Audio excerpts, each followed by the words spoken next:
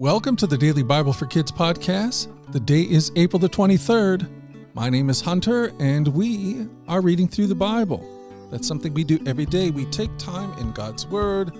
We let His Word take its time on us. Kids from all around the world gather here to listen to these amazing stories from the Bible, and they really are amazing, from Genesis all the way to the book of Revelation. And today we are back in the book of 2 Kings. Before Elijah went to heaven, Elisha had one big favor to ask him. What did Elisha ask for? Let's read and find out. 2 Kings chapter 2, verses 1 through 15. When the Lord was about to take Elijah up to heaven in a whirlwind, Elijah and Elisha were traveling from Gilgal. And Elijah said to Elisha, "Stay here, for the Lord has told me to go to Bethel."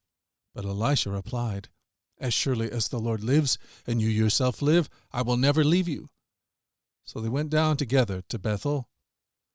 The group of prophets from Bethel came to Elisha and asked him, "Did you know that the Lord is going to take your master away from you today?" "Of course I know," Elisha answered, "but be quiet about it." Then Elijah said to Elisha, "Stay here, for the Lord has told me to go to Jericho." But Elisha replied, "As surely as the Lord lives and you yourself live, I will never leave you." So they went on together to Jericho. Then the group of prophets from Jericho came to Elisha and asked him, "Did you know that the Lord is going to take your master away from you today?" "Of course I know," Elisha answered, "but be quiet about it." Then Elijah said to Elisha, "Stay here, for the Lord has told me to go to the Jordan River." But again Elisha replied, "As surely as the Lord lives and you yourself live, I will never leave you." So they went on together. 50 men from the group of prophets also went and watched from a distance as Elijah and Elijah stopped beside the Jordan River. Then Elijah folded his cloak together and struck the water with it. The water divided, and the two of them went across on dry ground. When they came to the other side, Elijah said to Elisha, "Tell me what I can do for you before I am taken away." And Elisha replied, "Please, let me inherit a double share of your spirit and become your successor." "You've asked a difficult thing," Elijah replied. "If you see me when I am taken from you, then you will get your request. But if not, you won't." As they were walking along and talking, suddenly a chariot of fire appeared, drawn by horses of fire.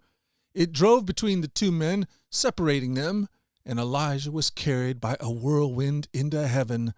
Elisha saw it and cried out, my father, see the chariots and charioteers of Israel."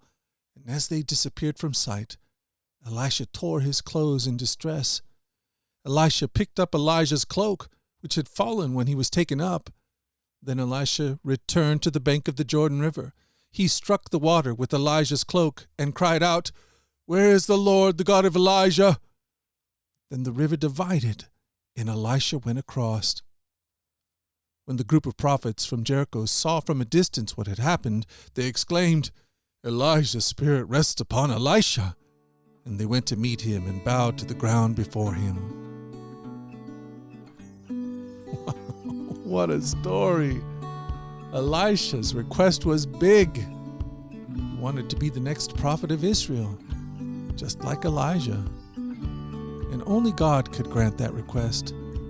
But God gave Elisha what he desired, because God knew that this man was not interested in fame or power. Rather, Elisha wanted to do more for God. When our desires are in tune with God's desires, we can accomplish so much more than we ever thought or imagined. And that is good news. Well, hey, we've done it. We've done it again. We've spent another day in the Bible. And I plan on being back here again tomorrow to do the same thing. Lord willing and the creek don't rise, I plan on being here. Until that time, let's go forward in God's joy. Let's let His joy be our strength. And let us always remember this, that you are loved. No doubt about it. Alrighty, I'll talk to you again tomorrow. You guys take care.